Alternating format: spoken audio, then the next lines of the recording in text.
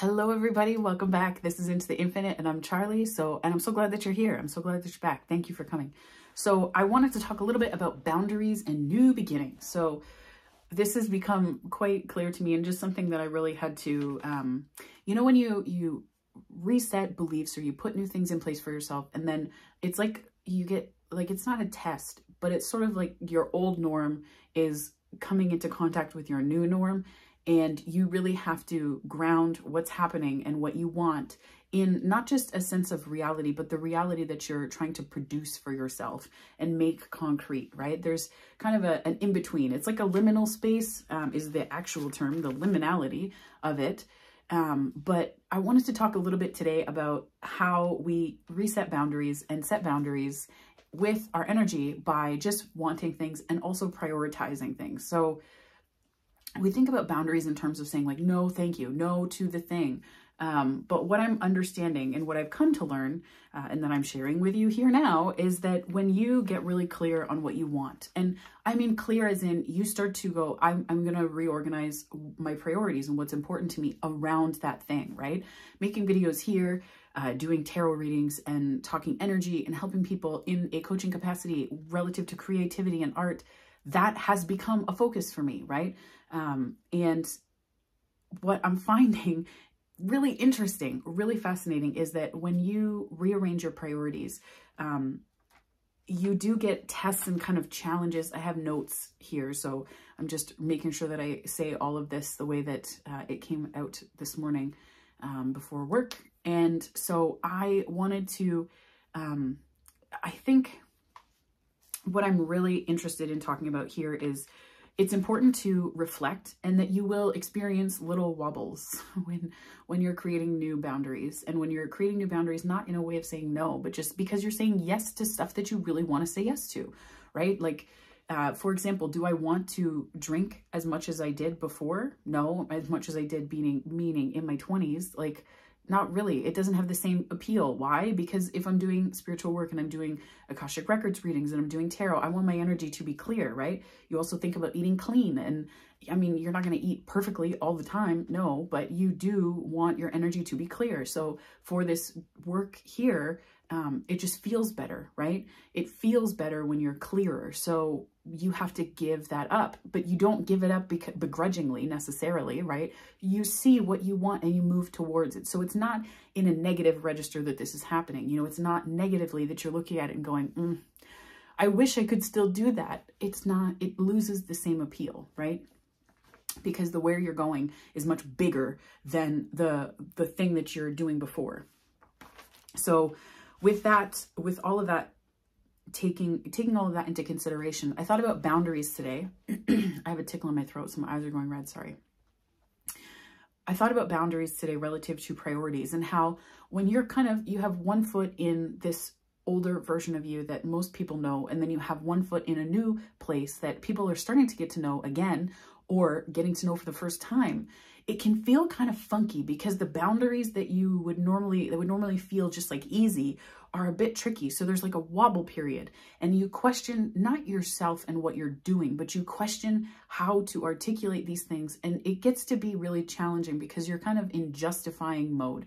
And I would encourage you, if you're in that place, to pull out of the justification and understand that it's really important not to just like cut people off. I mean, do that if it is really toxic and unhealthy. And I mean, there are different ways, like cut people off sounds really gross. And what I'm talking about is protecting your energy, right? Protecting your energy. For example, I've started to talk more about spirituality and esoteric stuff here.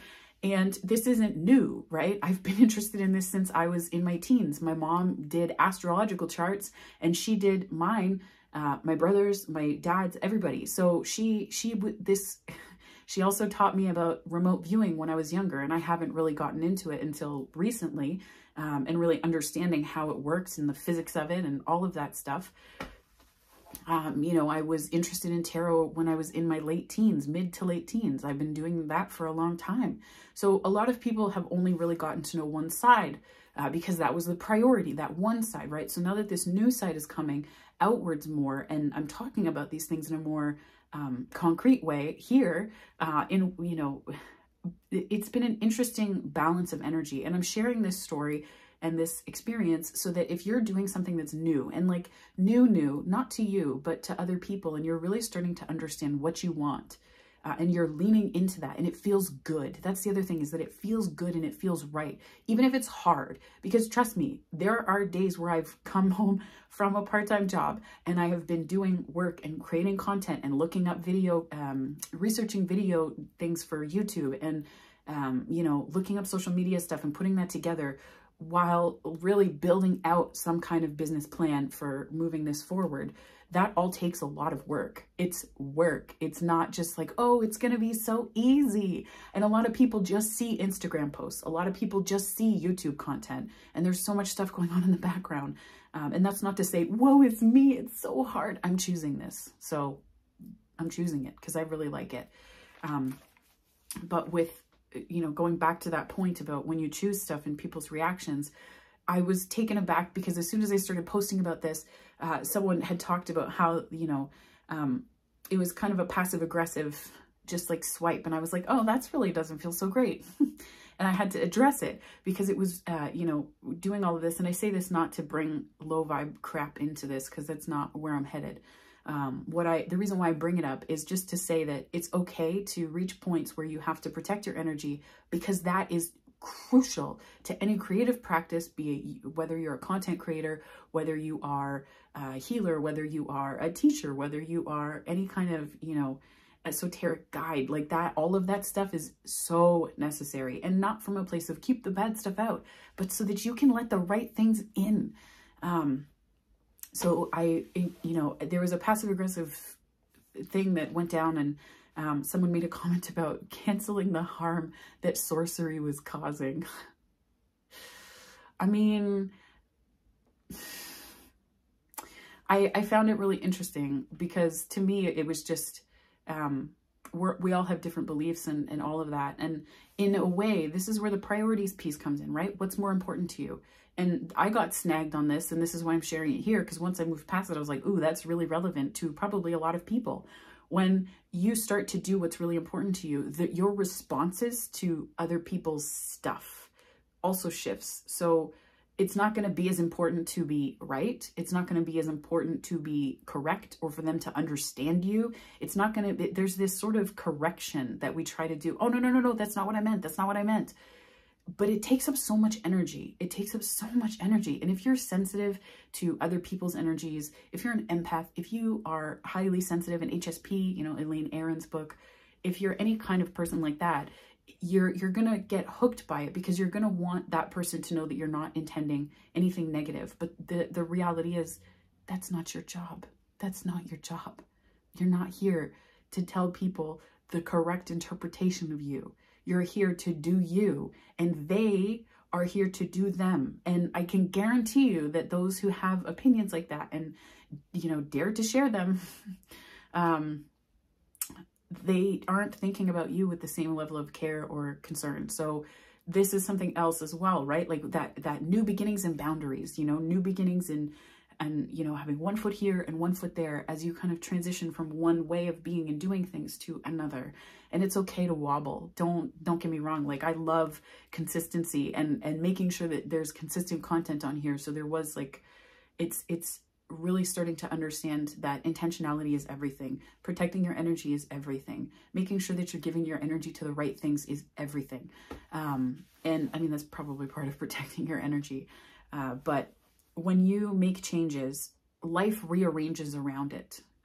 Life rearranges around what's most important to you. So at the end of the day, you have choices, right? Like you can, and it's not about choosing this or this in order to blah. Like it's not an if this, then that. I mean, it kind of is, but what I'm talking about here is that life will rearrange around your priorities until your old priorities shift into new ones and become your new norm. So what does that mean? Well, it means that similar to, this is an Abraham Hicks metaphor. So they use this in one of their seminars that I listened to ages ago. Probably a clip somewhere on YouTube if you Googled the right keywords, but they talked about how when you make shifts like this, you are kind of like a car. Let's say you're driving a car, okay? And the exhaust from that car, this is the analogy they used. And the exhaust from that car, I think it's a car, but it's fine. the exhaust is red for negative, low vibe way of being, and blue for higher vibe, right? So you're driving a car and you're predominantly in a lower vibration because that's what you've been doing. It's unconscious. You weren't clear. You weren't very prioritized in terms of what you wanted. You had ideas and you had vision boards and it was great. But then once you start taking action, when you start taking action towards stuff, life lines everything up. Why? Because that's how it works, right? So you're in this car and you're driving along and it's mostly red exhaust coming out of it. Then you make a shift and there's predominantly blue, but then you bump into things and it's like red. And then what's happening is it is you making that shift. And instead of reacting to the fact that there is that red exhaust, so to speak, right? That that you can see evidence of the lower things that you were giving your energy and attention to, and lower vibe things. I'm not talking about hierarchical, making it a hierarchy out of people and their value. I'm talking about behaviors and things like that. So if you're in that red exhaust, and you see it every now and again, if you're in the blue, if you're mostly in the blue and you see the red every now and again, it's really not a cause for concern. Unless you're willing to go back there, right? If it's more red than blue, maybe, but it's also important to keep in mind that the barriers that show up while you're prioritizing things and setting these boundaries by saying, this is what I'm interested in, this is where I'm investing my time, and you don't have to understand it. You don't have to join me in this place. But if you're not excited for me because this makes me happy, and if you're not really pumped about it, then we can't, what's the point? What's the point here? What's the point here?